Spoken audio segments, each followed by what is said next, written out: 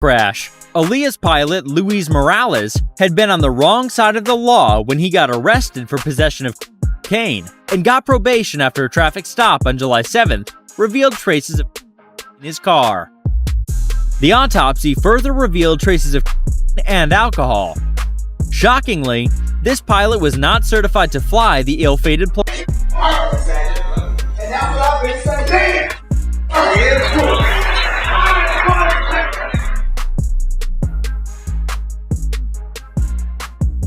Just after taking off for Florida in perfect weather, suddenly plummeted to the ground.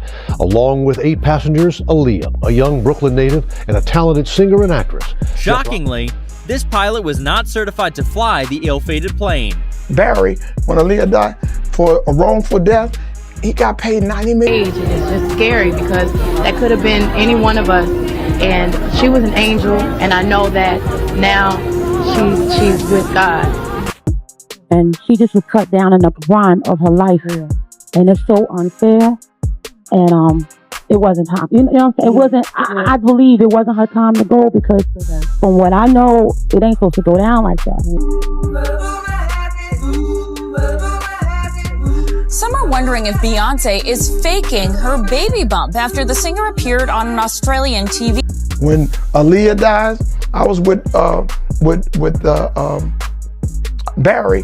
When Aaliyah died for a wrongful death, he got paid $90 million for her death. Am I supposed to say that on TV? For $90 million for her death. Was that just for his rights or whatever he owned? What she would have been able to make if she hadn't have died. Oh, okay. There was a lot of lawsuits. I guess, okay. But that was the settlement. I wasn't in. I was there when we went over to he got $90 million. He wouldn't stay at the L'Hermitage Hotel. We ate good, in deep mourning, right? She didn't choose to get on that plane. Who signed NDAs? Why would you need to sign a non-disclosure agreement about a plane crash and what happened leading up to it? It's going around. It's like, I just never really say it, so you can't hear it from me. But I'm in my mid-teens. Mid-teens, okay. I suppose you could define that either way. 15, 16, 17. They were saying all kinds of things about, oh, Aaliyah's married. Right. I just say, well, I say no. Well, she may say no, but this marriage certificate shows that last August, Aaliyah and R. Kelly said yes. But hold on a sec. How old did she say she was again? I'm in my mid-teens. 15, 16, 17. So if she says mid-teens, the certificate says 18 and her record company 15, how old is Aaliyah? Maybe the reason she's keeping quiet is because if proved she's a minor, her marriage to R. Kelly will be null and... Mom died in the process of them making the record. And Robert was extraordinarily close to his mom. She was his muse, Right. She as well. She was an inspiration for him in a lot of ways and stuff. And so it was a traumatic experience. And so that trauma made him and Aaliyah become very close because a lot of times in the studio, like it would just be them two, and he'd be like obviously crying and going through whatever he was dealing with trying to deal with the loss of his mom, and like she would be the one kind of there comforting him, because they were working together so closely. Again, not condoning anything, but I think that's what kind of got the lines fuzzy. Right. I think Sean Carter is responsible for enacting Hype Williams to put Aaliyah on a faulty plane to move her out the way as punishment for rejecting him, and so he could level up Beyonce, who was struggling. Yo, don't put up no movies. I said, that's not my style. That's not what I'm going to do. Yeah, I could have put up movies. I could have showed the R. Kelly video that everybody's talking about, made fun of it, and said, yo, Jay's hanging out. When Jay and them was in there doing Basketball Awards, you can't tell me Jay didn't see a 14-year-old girl come in the studio and sit on R. Kelly's lap. No, You can't tell me, you don't sit here and tell me that working on that album that he ain't never seen no 14-year-old girl come in the vicinity. My belief is that anybody who's worked with him and been in his cipher has seen it go down. You've seen it go down. Yeah. It's wrong. I've been around R. Kelly and I pay for that, brother. I've been on a tour with him. It didn't last too long, but I've been around him. I didn't see no 14-year-old, but I talked to the man and I seen there's a little problem there. The brother needs help and I pay for him. But if I sit there and did an album about women with him, I'm definitely maybe indulging. He had to be indulging some 14-year-olds, man. That's what I'm saying. What I'm here for the people, man. I'm here to talk the truth. Dream Hampton spearheaded the Surviving R. Kelly campaign, which fueled the Me Too campaign. And that was all funded by Sean Carter to make sure that Robert Kelly went to jail. Get his lick back. Why is nobody understanding that Dream Hampton was being financed and ran by Sean Carter? They were able to go and get all of these witnesses because he was there with Robert Kelly. How does Jay-Z sit down with Gayle King and she not ask him one question about the intersection between him and Aaliyah and Robert Kelly? This is insane that people keep refusing to see what's right there. How many victims potentially do you think there could be? Thousands. I've talked to hundreds that I deal with still myself. I have 3 victims right now who are willing to give testimony about not only what Mr. Carter has done to them, but his wife as well. They're a nasty little couple. They do nasty things. What do you think happened with Kim? Keeping people against their will. Putting people on planes while they're unconscious, just like Aaliyah got on that plane.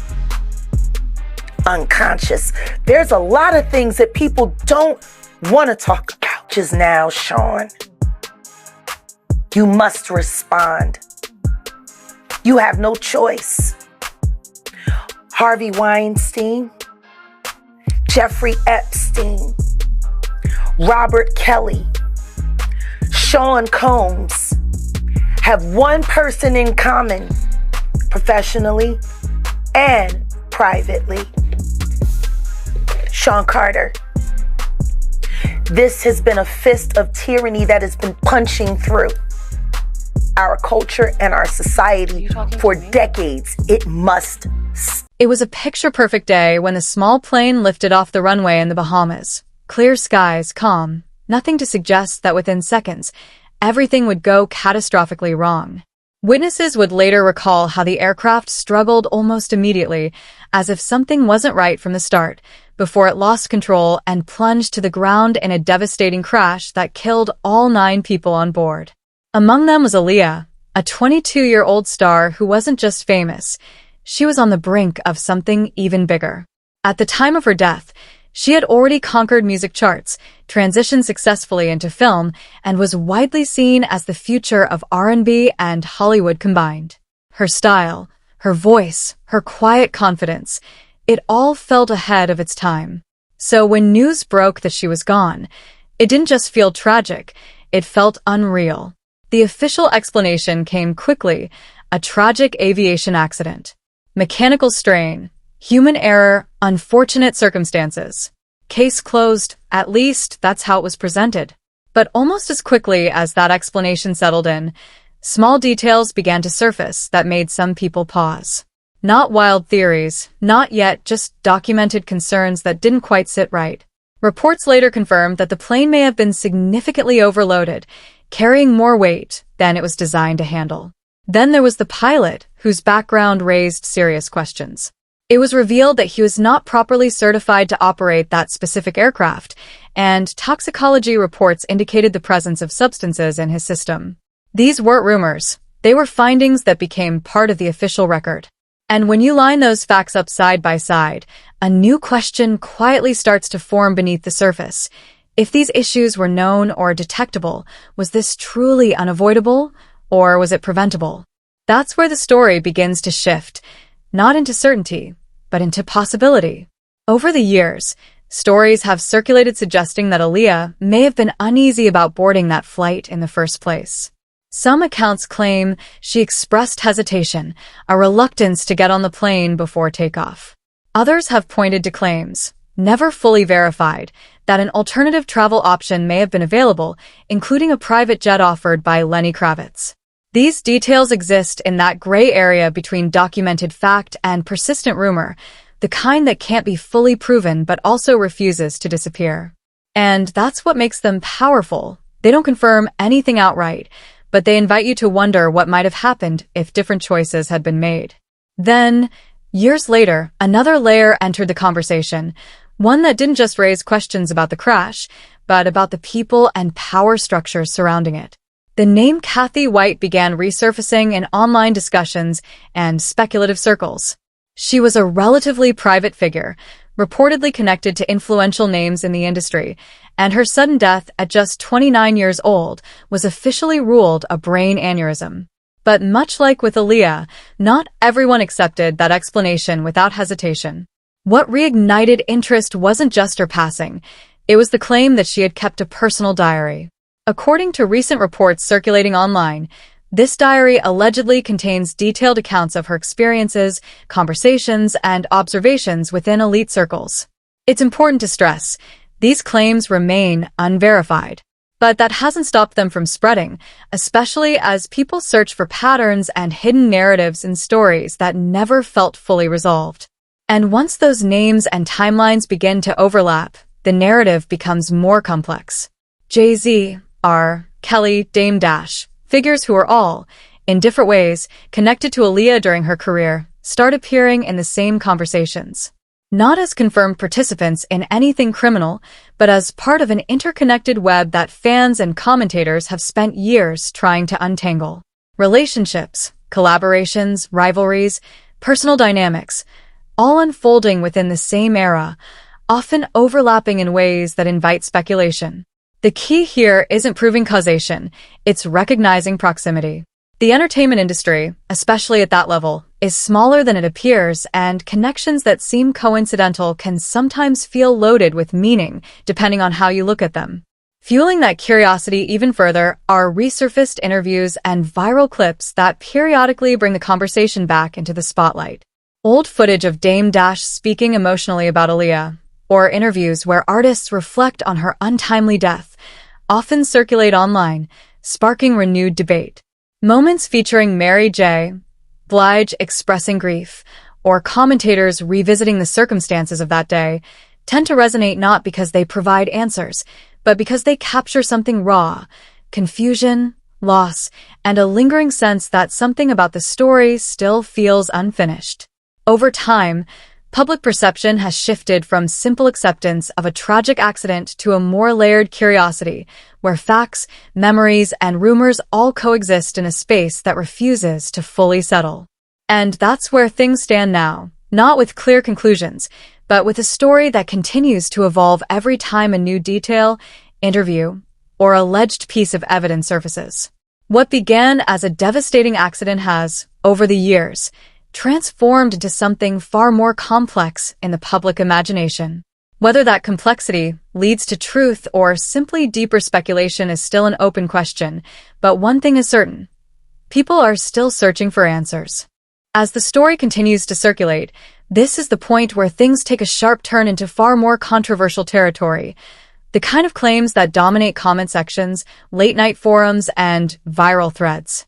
To be clear, what follows lives firmly in the realm of speculation, driven largely by online discussions, fan theories, and outspoken commentators who believe there's more beneath the surface.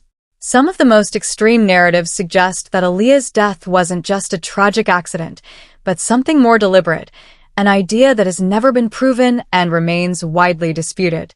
In these conversations, certain names come up repeatedly, including Jay-Z and R. Kelly, often tied together by their past proximity to Aaliyah during her career.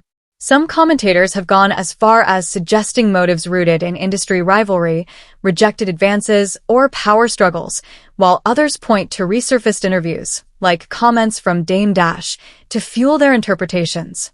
Again, None of this is confirmed, and no credible evidence has substantiated these claims. But in the world of online discourse, the absence of proof doesn't always stop the momentum of a theory, it often intensifies it. The deeper you go, the more layered it becomes, pulling in unrelated events, other celebrity controversies, and patterns that may or may not actually connect. It's the kind of rabbit hole where every answer seems to open 3 more questions, leaving you unsure where fact ends and imagination begins. Shifting away from speculation and back into what is documented, the legal and financial aftermath of Aaliyah's death adds another layer of complexity to the story. Following the crash, her family filed a wrongful death lawsuit against the parties involved in the flight, which was eventually settled privately. Details of that settlement were never fully disclosed, which in itself left room for curiosity. Around the same time, there were also reports that Barry Hankerson, Aaliyah's uncle and founder of her record label, pursued separate legal action connected to the incident. Over the years, claims have circulated, often repeated in interviews and online, that the total financial outcome tied to her death reached figures as high as $90 million. It's important to note that these numbers are reported or alleged and not always clearly broken down in public records. Still, when figures like that enter the conversation, they inevitably shift the tone. What was once purely a story of loss becomes entangled with questions about money, rights, ownership, and future earnings, raising a difficult but persistent question.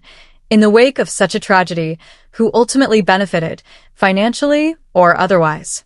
And that question opens the door to something much broader than any single individual. Because beyond the names, the rumors, and the legal battles, there's a deeper conversation about how the entertainment industry operates at its highest levels. Power dynamics, for one, play a massive role.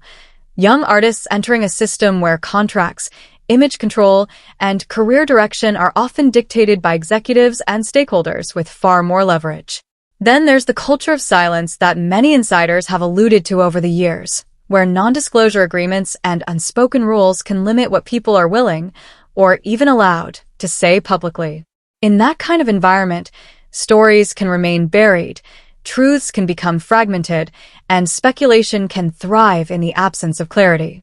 The discussion around Aaliyah's legacy often intersects with these larger concerns, not because there's definitive proof of wrongdoing in her case, but because her story highlights how much of the industry still operates behind closed doors. And that brings everything back to where it started. More than 2 decades later, Aaliyah is still remembered not just for how she died, but for what she represented, a rare talent whose potential felt limitless. Her music continues to influence new generations, her image remains iconic, and her story continues to spark questions that have never been fully resolved. The alleged diary connected to Cathy White has only added another layer to that mystery, not as a definitive answer, but as yet another piece of a puzzle that may never be fully completed. And maybe that's why this story refuses to fade. Because every time it resurfaces, it sits at that uneasy intersection between fact and speculation, closure and curiosity. Are new details finally bringing us closer to the truth? Or are they simply pulling us deeper into a narrative that keeps rewriting itself the more we try to understand it?